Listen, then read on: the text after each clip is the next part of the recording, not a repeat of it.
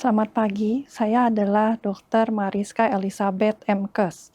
Saya adalah staf bagian patologi anatomi, program studi kedokteran, Fakultas Kedokteran Universitas Kristen Maranatha. Video ini dibuat sebagai pernyataan diri dosen dalam unjuk kerja Tridharma Perguruan Tinggi atau yang disingkat PDD UKT PT dalam bidang pengajaran. Adapun mata kuliah yang saya ampu adalah adaptasi, jejas, dan kematian sel. Mata kuliah ini adalah bagian dari semester pertama dari perkuliahan dan bagian dari blok 4, yaitu ilmu kedokteran dasar dan komunikasi.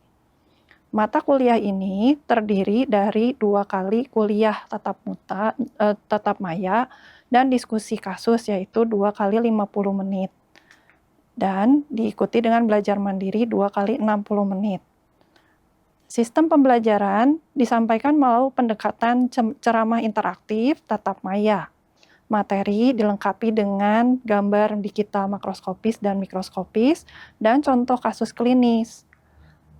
Diikuti dengan tugas belajar mandiri, kuis setelah kuliah, kemudian diakhiri dengan ujian materi pengetahuan di akhir blok 4. Adapun capaian pembelajaran kuliah dari mata kuliah ini adalah 1. Mengetahui mengenai definisi patologi anatomi dalam ilmu kedokteran. 2. Mengetahui penyebab jejas. 3. Mengingat berbagai respon terhadap jejas seperti adaptasi sel, reversible, dan irreversible injury atau yang kita bilang sebagai jejas reversible dan irreversible. Diteruskan yang keempat adalah mengingat jenis-jenis respon adaptasi. Yang kelima adalah menerapkan jenis respon adaptasi dalam contoh kasus. Yang terakhir, menganalisis kasus klinis ke dalam respon jejas reversible. Adapun evaluasinya meliputi materi pengetahuan yaitu 30%, materi MP tutorial yaitu 20%, ujian praktikum 20%, tugas mandiri dan kuis 20%, nilai perilaku 10%. Nilai perilaku dinilai dari absensi dan perilaku selama kuliah. Dan apabila perilakunya baik atau mahasiswanya aktif selama perkuliahan dan kegiatan belajar mengajar, dapat diberikan nilai tambahan. Demikian penjelasan ini. Berikut adalah video perkuliahan tentang adaptasi, jejas, dan kematian sel. Pertama-tama saya ucapkan selamat sore buat semuanya ya. Saya kan dengan Dr. Mariska Elizabeth dari bagian patologi anatomi. Mungkin ada yang belum ketemu ya, karena kita kan baru ketemu di semester awal. Ini mungkin ada yang senior sih, ada yang junior juga ya. Yang junior mungkin udah pernah lihat saya, yang baru mungkin belum. Ini kita akan membahas hari ini kuliah tentang adaptasi jejas dan kematian sel sama pendahuluan sedikit tentang patologi anatomi ya. Nah, ada yang udah tahu belum patologi anatomi itu apa? Mungkin saya boleh bantu jawab, Dok. Boleh, apa? PA kalau menurut saya itu jadi suatu ilmu ya di kedokteran itu yang mempelajari kayak dari struktur dari makroskopis bahkan bisa sampai ukuran mikroskopisnya juga, Dok. Jadi bisa ke sel, jaringan gitu. Ya, patologi anatomi itu cerita dari terminologinya nanti dari patos dan logos. Jadi sebenarnya kita cerita tentang ilmu dari penyakit ya. Jadi bagaimana sih kita bisa tahu penyakit itu asalnya dari mana. Dulu orang bertanya-tanya nih, misalnya orang kenapa sih bisa sakit, kok bisa meninggal tiba-tiba atau karena sakit gitu. Kenapa sih penyebabnya? Nah, akhirnya dicari. Awal tuh dibedah gitu langsung ya, dibelek, dilihat set. Oh, contoh nih ada orang batuk-batuk terus meninggal. Kita lihat paru-parunya. Ternyata paru-parunya ada warna putih-putih nih. Kalau PA kayaknya banyak cis-cis ya. Iya nggak sih? Ini apa cis? TB nih, TB. Apa cis? Gambaran perkejuan, ingat? Nah, perkejuan, gambaran perkejuan nih seperti ini ya. Ini makroskopis yang senior maksudnya. Udah pernah kali ya? Ini gambaran perkejuan. Jadi kita bisa lihat, oh kira-kira nih penyebabnya TB gitu. Nah, lama-lama berkembang tuh, mulai ke mikroskopis. Nih.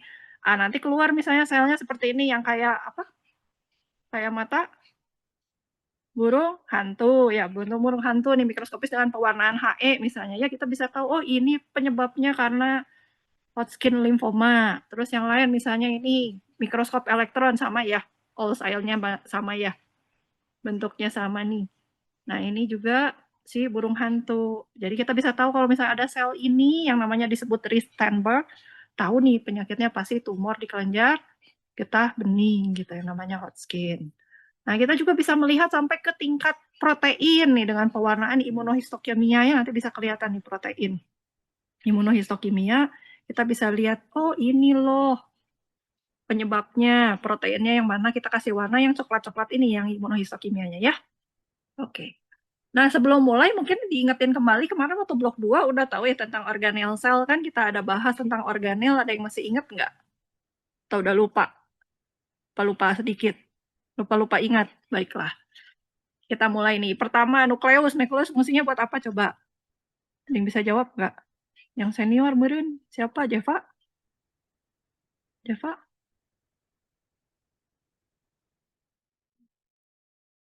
Ini nukleus. Apa dok pertanyaannya? Dia sebagai ya maksudnya jadi ini organel ini dibahas tujuannya tuh sebenarnya nanti buat adaptasi kan untuk produksi protein. Nah, jadi si nukleus itu fungsinya sebagai seperti otaknya dari sel. Nah, di dalam situ nanti ada DNA. DNA itu yang nantinya jadi seperti cetak birunya yang nanti akan ditranskripsi, translasi akhirnya jadi suatu protein, ya.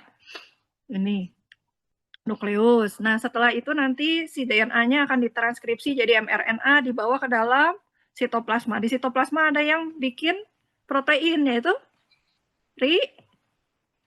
ribosom. Nah, ribosom itu bentuk protein, jadi kayak dibikin kepalanya, tangannya, badannya. Setelah itu nanti akan di-assembling atau dirakit di dalam retikulum endoplasma ini. Yang lekuk-lekuk ini retikulum endoplasma. Masih ingat nggak? Setelah itu nanti dibungkus, ya. Dibungkusnya yang tukang bungkus siapa? Packaging. Tukang packaging Golgi apa? Ratus atau badan Golgi. Setelah badan Golgi nanti di packaging, udah gitu dikirim. Nah, dikirimnya kemana aja? Misalnya di sitoplasma, misal ke sel lain, bisa di permukaan sel, dan lain-lain. Nah, itu yang menyebabkan protein bisa bertambah, karena ada rangsang dari luar, akhirnya nukleusnya jadi terangsang untuk menghasilkan protein, gitu ya. Jadi ke sini, ribosomnya akhirnya menghasilkan protein dari nukleus ke ribosom, retikulum endoplasma, dan seterusnya, ya. Nah, mereka butuh mitokondria. Mitokondria itu kayak dapurnya. Di luar nanti ada membran sel yang disebut yang fungsinya untuk melindungi sel kayak polisinya gitu ya. Oke, lanjut. Kita masuk ke jejas. Apa sih jejas? Ini Dokter Mariska dari tadi judulnya apa? Jejas, adaptasi jejas dan kematian sel. Jejas itu apa sih? Jejas itu adalah kerusakan atau cedera pada sel. Kenapa bisa terjadi kerusakan? Oh, karena ada perubahan entah di luar tubuhnya, di dalam tubuhnya, makan yang nggak benar, dan lain-lain ya. Sehingga akhirnya menyebabkan perubahan yang stimulusnya ini harus berbahaya. Sehingga akhirnya melampaui kemungkinan adaptasi sel, sehingga terjadilah jejas. Jadi jejas itu penyebabnya apa aja? Macam-macam ya. Jadi penyebab jejas ini bisa menyebabkan suatu proses penyebab jejas bisa menyebabkan adaptasi enggak? Ya. Bisa menyebabkan jejas reversibel enggak? Ya. Irreversibel bisa enggak? Tapi kalau yang kita bilang jejas harus terjadi kerusakan atau cedera. Selama dia masih di homeostasis, selama dia masih dalam keseimbangan, kita bilang dia masih adaptasi. Nah, jadi gambarannya seperti ini. Kalau masih normal, dia masih homeostasis. Kalau misalnya dia sampai jejasnya hebat sekali, dia terjadilah jejas yang reversible atau irreversible ya. Oke, penyebabnya apa aja nih? Bisa karena hipoksia, kurang oksigen. Ya, nanti kalau hipoksia tuh biasanya bisa penyebabnya apa aja, macam-macam. Bisa karena trauma, bisa karena stroke, jadi aliran darah ke otaknya berkurang, jantungnya, payah jantung, kita bilang congestive heart disease, ada serangan jantung, dan lain-lain. Ya, atau di ruangannya memang kurang oksigen, di jaringannya kurang oksigen, sehingga nanti ujung-ujung jarinya warnanya jadi biru atau sianosis, misalnya itu penyebab jejas pertama.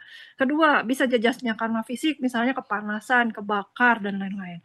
Nah, ini bisa jejasnya bisa menyebabkan jejas yang reversible, bisa irreversible ya. Kemudian ada agen kimia. Contoh mungkin kamu pernah jalan-jalan, pernah lihat ada berita yang disiram dengan air keras, pernah? Ada basa keras, ya, sampai mukanya rusak katanya. Nah, itu bisa agen kimia. Racun, siapa tahu yang kemarin amit-amit ya, pernah lihat mungkin atau pernah dengar ceritanya ada yang patah hati, bundir pakai apa? Baygon gitu. Nah, ini racun ya. Terus ada obat-obatan misalnya bisa karena makan obat juga bisa ya. Obat-obatannya misalnya yang paracetamol kayak gitu. Bisa buat ngerusak hati misalnya. Ya. Jadi obat yang sehari-hari kamu makan juga bisa ngerusak gitu. Kemudian ada agen biologis, infeksi, bakteri, virus, jamur, reaksi imun, autoimun. Ada yang punya asma? Ada yang punya asma? Nah, kemarin nanti di blok 6 kita cerita tentang SLE, ada lupus, ada rematik mungkin yang pernah dengar itu autoimun ya. Gangguan nutrisi itu bisa berlebih, bisa dikurang, misalnya gemuk orangnya, itu juga jadi penyebab jejas. Atau kurang makan, siapa yang stres suka jadi nggak mau makan? Ada nggak? Siapa yang stres jadi nggak mau makan? Oke, terus yang terakhir adalah kelainan genetik. Ini yang menyebabkan kenapa bisa diturunkan ya. Nah, ini tadi, jadi kalau misalnya kita lihat udah tahu penyebab jejasnya seperti itu, jejas tuh pokoknya ada apa aja. Jadi jejas itu adalah semua perubahan baik di dalam sel maupun di luar sel yang menyebabkan perubahan dalam tubuh. Kita bisa bilang respon sel terhadap jejasnya bagaimana? Dia suatu reaksi adaptasi atau reversible dan irreversible injury atau jejas. Kalau dia suatu adaptasi, berarti dia masih keadaannya seimbang alias homeostasis terjaga bilangnya. Masih keseimbangannya masih baik. Ya kita bilangnya stres. Kalau dia masih adaptasi, istilahnya kita kasih stresor. Kalau dia sampai jejas, kita bilangnya jejas atau injury. Penyebabnya sama nggak? Sama sih, itu juga. Kurang oksigen misalnya, atau kurang dirangsang, nggak latihan aja, diem aja, jadinya keadaptasi. Ya kan? Kalau dirangsang terus, lama-lama jadi over. Bisa robek nggak? Bisa hancur nggak? Bisa. Misalnya kamu olahraga, kelebihan olahraganya ototnya robek, jadi injury. Tapi kalau porsinya sesuai, bisanya jadi adaptasi, selnya jadi besar gitu ya. Ini yang reversible-nya bisa kembali ke normal. Kalau yang udah irreversible, kita jadi tidak bisa kembali ke normal. Nah, hari ini kita akan bahas mengenai adaptasi sama yang reversible injury. Adaptasi ada apa aja? Pernah tahu nggak? Belum. Oke, kita lihat ya. Adaptasi nih. Adaptasi itu ada apa aja? Ada yang selnya organnya bisa membesar. Organnya membesar bisa karena selnya bertambah, kita bilang hiperplasia, atau selnya tambah besar. Jadi ada beberapa sel yang nggak bisa tambah banyak lagi. Contohnya otot. Otot tuh seumur hidup udah nggak mungkin bisa tambah lagi. Jadi dia hanya bisa hipertrofi. Prakteknya hiperplasia barengan biasanya sama hipertrofi. Jadi sel yang tadinya gepeng jadi kuboid, misalnya kuboid jadi silindris gitu ya, karena bertambah besar. Oke. Terus, kalau kurang nutrisinya, bisa jadi atrofi. Kalau iritasi kronis nih, bisa jadi metaplasia. Metaplasia itu apa? Perubahan dari satu jenis sel ke jenis sel yang lain. Jadi epitel misalnya, jadi epitel gepeng berlapis, jadi epitel silindris. Epitel silindris, jadi epitel gepeng berlapis bisa, ya. Itu namanya metaplasia. Kalau atrofi mah selnya gimana? Selnya tambah kecil. Karena apa? Kejesek bisa. Karena nggak ada rangsangan bisa. Ya. Nah ini contohnya hipertrofi. Nih yang pertama kita bahas hipertrofi. Tadi hipertrofi selnya jadi tambah besar. Kalau organnya tambah banyak atau organnya tambah besar atau tambah kecil? Organnya tambah besar. Tambah? Tambah besar. Iya betul. Tambah besar ya karena volumenya bertambah. Nah, kenapa bisa bertambah? Karena proteinnya dihasilkan. Makanya tadi aku bahas tentang organel karena ini protein-protein ini akan menyebabkan sel yang tadinya ukuran normal, ini contohnya di sel otot jantung ya. Yang tadinya ukurannya normal bisa menjadi besar. Sehingga lumen atau lubangnya dari jantung, ruangan-ruangan jantungnya jadi lebih sempit. Amit-amit ya sampai jadi kayak gini. Jadi kalau tensinya tinggi terus, misalnya tekanannya tinggi, kan otot jantungnya terangsang terus. Lama-lama jadi besar. Jadi akhirnya lubangnya jadi kecil. Nah, yang suka nge-gym mungkin suka ditanyain tuh, Bu, Mbak, gitu ya, atau Mas, mau nggak? Ini ada susu protein katanya. Suruh minum protein. Lah, otot hubungannya sama apa sih sama protein gitu ya? Karena membentuk otot itu dari protein. Nanti selnya jadi tambah besar gitu karena hipertrofi. Kalau sel udah nggak bisa jumlahnya bertambah. Jadi cuman ototnya membesar. Yang ini otot skelet, yang ini otot jantung ya. Oke, lanjut. Nah, di Robin juga ada, cuman karena ini Robinnya yang Pathology Basic of Disease, jadi saya cukup aja yang buat kamu yang ini aja, bahwa membuktikan bahwa suatu hipertrofi itu secara seluler nanti akan meningkatkan sintesis protein. Kalau misalnya ada aktivitas fisiknya dirangsang, misalnya ototnya suruh angkat berat terus kayak nge-gym gitu bisa, atau karena hormon bisa ya, hormon-hormon itu bisa menyebabkan ototnya jadi tambah besar atau kita bilang hipertrofi. Nah, kalau yang tambah besar tambah banyak apa tuh? Kalau tambah banyak selnya bertambah banyak disebut ya hiperplasia, selnya bertambah banyak. Contohnya pada endometrium ya, hiperplasia endometrium. Endometrium itu di rahim, lapisan paling dalamnya namanya endometrium. Nah, lapisan paling dalam ini kalau dia sel-selnya bertambah banyak, jadi gambarannya nanti kayak Swiss cheese appearance, bolong-bolong tuh ya. Ini yang tipikal, jadi aman sih, dia patologis ya, ini kondisinya patologis, tidak fisiologis. Bisa menstruasinya jadi banyak, nanti kalau misalnya di kasus kan nanti ujian bentuknya kasus. Kalau ada tulisan menstruasi bertambah banyak, nah itu gejala-gejalanya nanti disebut di kasus. Jangan bingung, lihat aja penyakitnya apa, selnya bertambah apa. Jadi perhatikan kata kuncinya nanti kalau lagi ujian kasus-kasusnya ya. Oke, lanjut. Nah, kita lanjut yang berikutnya, yang ketiga. Ini cerita tentang atrofi. Atrofi itu selnya bertambah kecil, sehingga jaringannya juga tambah kecil. Tapi sebelumnya udah pernah besar dulu, lama-lama jadi kecil. Apa aja tuh penyebabnya? Satu, karena misalnya kurang beban kerjanya nih. Contoh kemarin yang liburan, kerjaannya di rumah aja, selonjoran, ototnya jadi kempes. Masih untung cuman otot ya. Yang kedua, cerita tentang stimulasi saraf nih. Syaraf itu bisa dari pusat, bisa dari perifer. Jadi kalau ada rangsangan syaraf, otot akan bisa berkontraksi. Kalau misalnya dia tidak berkontraksi terus, tidak ada rangsangan syaraf terus, lama-lama jadi mengecil. Ya, aliran darah yang berkurang, misalnya pasien stroke, aterosklerosis nih, pembuluh darahnya aterosklerosis, jadi aliran darahnya berkurang, otomatis kurang nutrisinya. Akhirnya si ototnya itu bisa mengecil. Kurang gizi, iya, kalau makannya kan kurang, jadi badannya kecil kelihatan ya. Kalau misalnya banyak makannya pasti badannya besar. Nah, itu atrofi, beberapa organnya atrofi karena untuk mau membentuk otot perlu protein ya. Kemudian kehilangan stimulasi hormon. Jadi kalau nggak ada hormon juga sama. Sebaliknya misalnya kamu waktu pubertas kan ada, mohon maaf kalau perempuan jadi pembentukan payudara, kalau laki-laki jadi ada jenggot, itu kan sebenarnya hormonal, tapi yang ke arah pembentukan. Kalau sebaliknya, misalnya kamu nanti menopause atau andropause, menopause buat perempuan, andropause buat laki-laki, organnya nanti mengecil. Jadi agak jarang kamu nemuin nenek-nenek umur 90 tahun gitu payudaranya masih mekar sempurna gitu ya. Karena hormonnya akan mulai berkurang gitu ya. Jadi akan atrofi organ-organnya. Oke, lanjut. Kita ke contohnya dari atrofi. Contoh atrofi, ini waktu blok sebelumnya epitel udah ya belajar epitel. Ini ada organnya adalah kelenjar tiroid. Kelenjar tiroid epitelnya harusnya kuboid nih. Kalau dia ada atrofi desakan karena hormonnya terganggu nih, hormon tiroidnya terganggu, terangsang karena kurang yodium, akhirnya dia akan epitel yang tadinya kuboid menjadi gepeng. Nanti ya di sini jadi gepeng-gepeng, ini atrofi desakan dan hormonal karena awalnya masalahnya di hormon tiroidnya. Nanti jelasnya di blok 7, nggak apa-apa ya. Nah, terus cerita tentang metaplasia. Metaplasia apa tadi? Masih inget nggak? Perubahan Perubahan dari satu jenis sel ke sel lainnya, Dok. ya, betul. Dari epitel 1 ke epitel ini suaranya Patricia ya.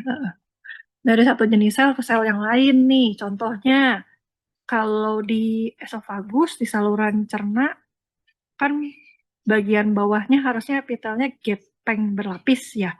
Masih ingat nggak? Di blok lalu kan ada ya cerita tentang epitel.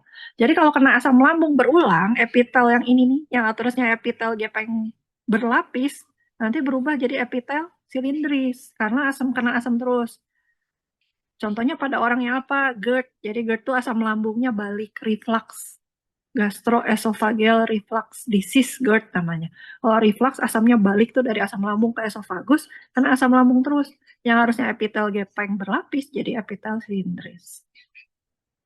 Ya, termasuk di serviks mulut rahim juga bisa. Jadi kalau di mulut rahim berubah, terbalik perubahannya gitu ya. Dari epitel silindris menjadi epitel gepeng berlapis. Nah, itu jadi tanda-tanda awas hati-hati bisa ke kanker nanti. Ya. Jadi ini bukan perubahan yang baik. Metaplasia itu bisa dibilangin sebagai resiprek kanker lah awal.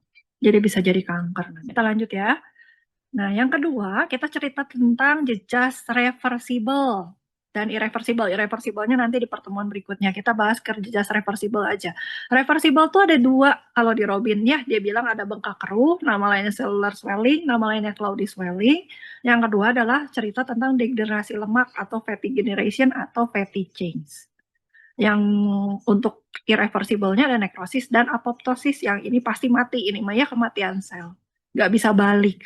Kalau reversible bisa balik ke normal. Jadi asal penyebab jejasnya kita hilangkan, nanti dia balik lagi ke normal. Nah, jejas reversible tuh penyebabnya apa? Contohnya nih yang cloudy swelling ya, penyebabnya apa? Karena dia hipoksia. Hipoksia tadi apa? Kurang Oksigen. oksigen, betul, kurang oksigen. Nah, jadi si permukaan sel itu ada pompa sodium natrium, jadi natrium kalium, sodium pump atau pompa natrium kalium yang fungsinya mompain natrium keluar dari sel. Kalau natrium itu begitu masuk ke dalam sel biasanya barengan sama air dan pompa ini perlu energi. Jadi kalau hipoksia, masih ingat dulu cerita tentang glikolisis aerob, anaerob. Kalau aerob kan ATP-nya banyak tuh 32 ya. Kalau aerob cuman 2. Jadi kurang. Kalau misalnya dia kurang oksigennya, otomatis ATP yang dikeluarkan akan berkurang. Sehingga pompa natrium sodium yang tadinya pompanya perlu ATP, sekarang nggak punya ATP-nya. Akhirnya nggak dipompain. Natriumnya masuk bebas bersama air. Sehingga terjadilah selnya jadi bengkak. Ya. Ini adalah gambarannya. Jadi kalau misalnya masuk selnya kemana aja sih? Ke organel-organelnya nih. Mitokondria yang ini, retikulum endoplasma, selnya juga bengkak. Kalau di bawah mikroskop elektron bisa lihat clumping sama ada blebs ya. Jadi kalau di mikroskop elektron. Kalau mikroskop cahaya sih kita cuma lihat ada kumpulan kromatin ini kita bisa lihat jadi warnanya merah-merah lah ya. Jadi sitoplasma ini nanti kan ada granula asidofilik ya kalau secara mikroskopis di sitoplasmanya. Kalau di inti sih paling agak gelap aja, agak piknotik karena ada clumpingnya. Nah, nanti kalau berlanjut bisa sampai ada lisis, jadi nekrosis. Ini nanti untuk pertemuan berikutnya ya. Kita bahas dulu bengkak keruh. Nah, ini adalah sel hati. Sel hati kalau masih ingat dulu bentuknya poligonal gitu. Ada nggak sel hati segede gini? Enggak ya, ini mah besar banget. Terus ada granul-granulnya yang warna merah. Ini granula asidofilik. Ini memperlihatkan ada bengkak keruh. Selnya jadi besar, sitoplasmanya jadi granuler ya. Ada sitoplasmanya granuler dan warnanya asidofilik, eosinofilik atau warna merah. Ini contohnya bengkak keruh. Nah, kalau degenerasi lemak nih, degenerasi lemak siapa yang suka makannya banyak? Udah masuk ke kedokteran stres, akhirnya tiap hari makan, begitu stres makan, dapat stres makan, udah naik berapa kilo gitu ya, 20 kilo. Nah, hati-hati, nanti misalnya pas pemeriksaan palpasi hati, pemeriksaan perabaan hati, bisa jadi hatinya udah membesar, ternyata ada perlemakan hati, di gambaran hatinya warna ini kuning, mengkilap, cemerlang ya, sampai kapsulanya teregang gitu, bagus ya. Warnanya juga kuning gitu, nggak merah hati, nggak. Nah, penyebabnya bisa apa aja? Alkoholisme, tadi makanan tinggi lemak, infeksi, biasanya hepatitis ya, hepatitis B, hepatitis C, penyakit metabolis, penyakit metabolik itu diabetes mellitus, misalnya obat-obatan. Siapa yang suka makan paracetamol sampai 8 tablet sehari gitu, overdosis, nah hati-hati, bisa jadi terjadi setosis ya, bahkan bisa sampai kematian sel. Yang lain NSAID, misalnya rifampicin, itu obat TB ya, rifampicin obat TB juga bisa menyebabkan penyakit ini. Nah, gambaran mikroskopisnya kayak gini nih. Nanti kamu bisa lihat ada selnya ada makrosteatosis, intinya kedesak ke pinggir. Nah, detailnya nanti di praktikum nggak apa-apa ya. Ini mikrosteatosis, intinya ada di tengah dan vakuol-vakuolnya banyak. Kalau makrosteatosis vakuolnya satu. Kalau dia pecah jadi fatty cyst. Kalau pecah udah nggak ada intinya ya, ini fatty cyst. Oke. Nah, gambaran kerusakan hepar ini bisa juga dilihat di jurnal. Nih kebetulan ada publikasinya saya ya. Kamu bisa lihat di sana efek obat yang bisa merusak hati. Jadi bisa jadi dari tadi degenerasi lemak, bengkak keruh, akhirnya bisa jadi sampai terjadi nekrosis ya. Dan mengikuti visi dan misi dari UKM yaitu ada unggul dalam herbal medik dan gizi medik, sehingga pada jurnal yang ini ada evaluasi efektivitas sambiloto. Jadi sambiloto, pernah nyobain sambiloto nggak? Nggak, pahit banget. Nanti nyobain deh. Bagus buat sendi juga bagus, buat hati bagus ya.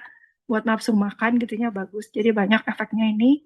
Nah, dia bisa sebagai hepatoprotektor. Jadi hepatoprotektor itu maksudnya melindungi kerusakan hati gitu. Yang terkenal sih sebenarnya kurkuma ya. Oke.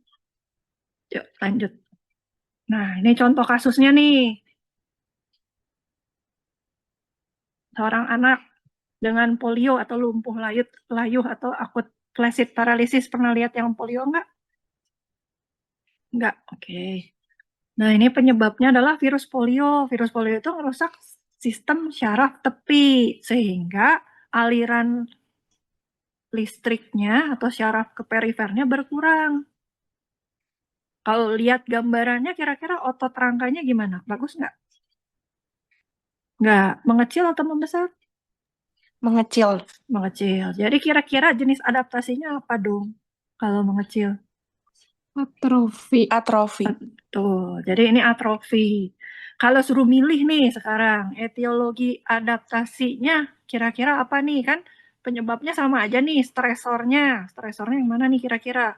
Hipoksia, agen fisik, agen kimia, biologis, reaksi imun, nutrisi, genetik, ada nggak?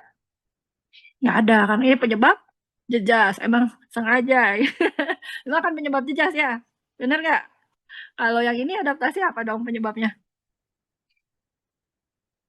Yang tadi, yang atrofi. Karena rangsangan syaraf atau stimuli syarafnya berkurang. Ya, yang ini mau buat jejas ya. Oke, lanjut. Nah, ini ada kuis, boleh dicobain kalau mau. Di scan QR boleh. Isinya sih gambarnya kayak gini nih di dalam. Nah, boleh buat kuis. Yuk, kita ngerjain bareng-bareng ya. 1, menurun. Bentuk sel berubah dari satu jenis sel matur ke sel yang lain. Namanya apa nih? Sel matur, epitel satu ke epitel yang lain. Nah, namanya apa nih? Metaplasia, Dok. Itu metaplasia. Terus, 2, menurun. Ukuran sel bertambah besar karena bertambahnya protein. Karena proteinnya bertambah. Ayo, apa nih? Kan kalau yang membesar kemungkinannya Hipertrofi. Oh iya betul, hipertrofi. Pinter. Yang ketiga sekarang, jumlah sel bertambah. Oh, bertambahnya jumlah sel karena rangsangan. Selnya bertambah banyak. Hiperplasia. Hiperplasia, betul. Ukuran sel berkurang karena kurangnya rangsangan. Atrofi. Atrofi, oke, pinter. Ada pertanyaan? Tidak ada. Kalau tidak ada, kuliahnya saya cukupkan sampai di sini. Terima kasih atas kehadirannya. Sampai jumpa pada kuliah berikutnya ya. Oke. Terima kasih, Dok. Sama-sama. Thank you, Dok. Thank you ya.